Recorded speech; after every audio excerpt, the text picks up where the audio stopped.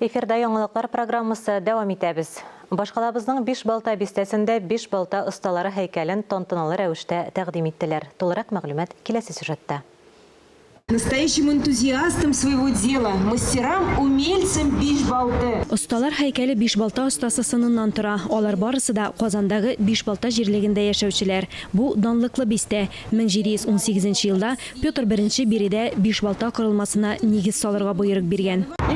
Бишбалта электән һөнәрчеләр бистәсе булган. Алар балта остасы буларак тирә-якта танылганнар. Шушы осталарның истәлеген мәңгеләштерергә ниятләдек. Осталарга һәйкәл кую фикере иганәчеләрдән чыга. Сынчы Зөлфия Мөхәммәтҗанованың хезмәтен 2 ел элек урнаштырганнар. Әмма пандемия сәбәпле ачылу тантанасын күчерергә туры килгән. Я благодарен. Бүген менә шундый вакыйга булуына мин бик рәхмәтлемен.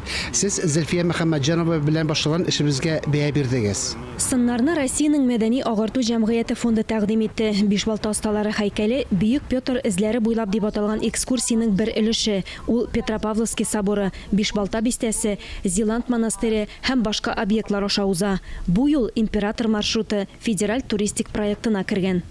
Касается конкретно этой точки. Император маршруты ул социаль институтларның үсешен билгели. Нәкъ менә шушы урынга килеп танышу минем өчен гади кешеләр язмышы белән кадерле. Быел Петр I-ның тууына 350 ел тула. Шуңа күрә һәйкәл ачылу аерым мәгънәгә ия. Безусловно, в год 350-летия. Петр I темасы Казанда император маршрутының бик кызыклы, бик бай өлеше. Сүз дә юк, дәүләт реформаторы Петрның 350 еллыгы зур әһәмияткә ия. Безнең өчен бу датаны билгеләп үтү бик мөһим. Тиздән һәйкәлдә QR-код барлыкка килә. Аның буенча Бишбалта турында материал карарга була. Мәгълүматны рус, татар һәм инглиз телләрендә тапшыралар. Алия Галиуллина, Стефания Халикова, Александр Решоткин, Татарстан яңалыклары.